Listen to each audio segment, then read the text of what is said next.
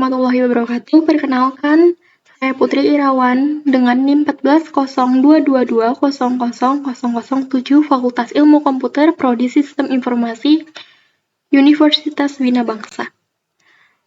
Pada kesempatan kali ini, saya akan mempresentasikan topik yang sangat krusial bagi kita sebagai calon profesional TI, yaitu etika dalam penerapan kriptografi.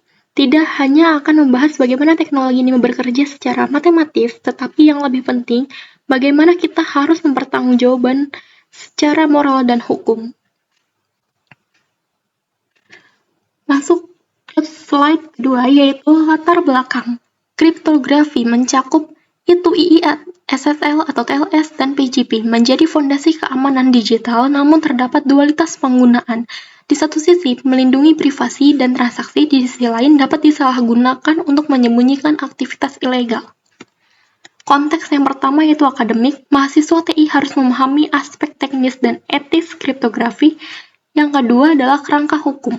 UU ITE tahun 2016 dan UU PDP tahun 2022 mengatur batas legal penggunaan enkripsi di Indonesia.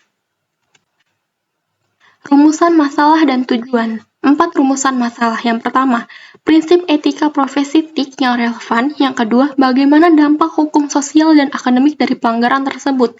Yang ketiga, pelanggaran etika apa yang mungkin terjadi dalam penggunaan I2II, SSL atau TLS, dan PGP. Yang keempat, bagaimana mahasiswa TIK menerapkan kriptografi secara etis. Lalu, tujuan penulisan. Yang pertama, mengidentifikasi prinsip etika profesi TIK dalam penerapan I2II, SSL atau TLS, dan PGP. Menganalisis potensi pelanggaran etika dari perspektif utilitarianisme dan deontologi. Yang ketiga, mengkaji dampak hukum sosial dan akademik penyalahgunaan kriptografi. Yang keempat, penyusun rekomendasi praktik penggunaan kriptografi yang etis bagi mahasiswa. Selanjutnya yaitu etika profesi dan kerangka hukum. Etikanya yang pertama adalah integritas, yang kedua tanggung jawab, yang ketiga kejujuran, dan keempat adalah respek hak orang lain. Lalu pada kerangka hukum ada 3 regulasi yang sangat relevan. Yang pertama, UU ITE nomor 19 tahun 2016 yang berbunyi mengatur tanda tangan elektronik akses ilegal, penyadapan dan manipulasi data pasal 30-33. Yang kedua, UU PDP nomor 27 tahun 2022, kewajiban enkripsi data pribadi, hak subjek data, sanksi administratif dan pidana. Yang ketiga, GDPR yaitu Standar International Privacy by Design yang relevan bagi pengembangan aplikasi global. Selanjutnya yaitu 3 teknologi kriptografi utama. Yang pertama, end-to-end encryption. Data dienkripsi di perangkat pengirim hanya dideskripsi di perangkat penerima. Menggunakan public-private key pair, digunakan WhatsApp, Signal, dan Telegram. Lalu yang kedua, SSL atau TLS, protokol enkripsi komunikasi klien server via handshake dan sertifikat digital. TLS 1.3 adalah versi terbaru. HTTPS adalah standar wajib aplikasi web. Lalu yang ketiga adalah PGP, dikembangkan oleh Phil Zimmermann pada tahun 1991 untuk mengamankan email dan file dengan kombinasi kriptografi simetris dan asimetris menggunakan model Web of Trust. Selanjutnya adalah kajian etika 2 perspektif teori. Teori pertama yaitu utilitarianisme dari Bentham dan Mill, tindakan etis jika menghasilkan kebaikan terbesar bagi jumlah orang terbesar. Lalu yang kedua adalah deontologi dari Immanuel Kant, tindakan etis berdasarkan prinsip moral universal yaitu categorical imperative. Selanjutnya adalah pelanggaran etika yang mungkin terjadi di sekitar kita. Yang pertama, kolusi akademik. Menggunakan komunikasi terenkripsi untuk berbagi jawaban ujian atau mengorganisir plagiarisme. Yang kedua, implementasi yang salah. Menggunakan algoritma usang atau tidak mengimplementasikan enkripsi membahayakan data pengguna.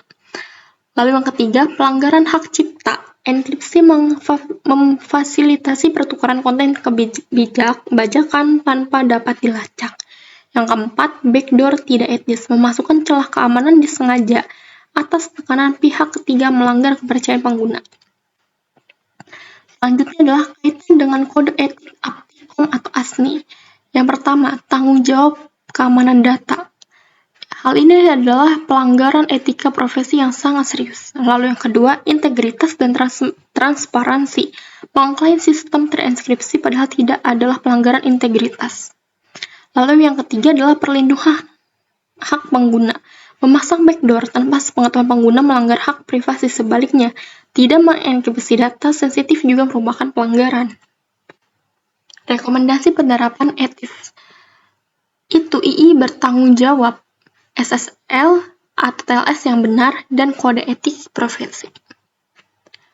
Lalu kita masuk ke slide terakhir, yaitu kesimpulan dan saran. Kesimpulan yang memiliki 4 kesimpulan utama. Yang pertama, itu II atau SSL atau TLS dan PGP mengandung dimensi etis kompleks yang tidak dapat diabaikan. Lalu yang kedua, prinsip Aptikom atau ASNI memberikan kerangka normatif yang jelas untuk evaluasi etis. Yang ketiga, utilitarianisme dan deontologi sama-sama mengkonfirmasi lindungi privasi sama dengan etis, sembunyikan kejahatan sama dengan tidak etis. Yang keempat, pelanggaran berdampak hukum UU ITE atau PDP, akademik dan sosial. Lalu, saran untuk dan arahan penelitian selanjutnya. Yang pertama, penelitian empiris pemahaman etika kriptografi mahasiswa TI Indonesia. Yang kedua, pengembangan ethical guidelines praktis untuk mata kuliah. Yang ketiga, studi kasus penyalahgunaan kriptografi di lingkungan akademik. Yang keempat, kajian komparatif regulasi kriptografi di negara ASEAN. Yang kelima, etika kriptografi dalam era komputasi kuantum. Yang keenam, kerangka etika kriptografi untuk layanan publik digital Indonesia. Sekian dari saya, kurang lebihnya mohon maaf atas kesalahan kata yang kurang jelas. Wassalamualaikum warahmatullahi wabarakatuh.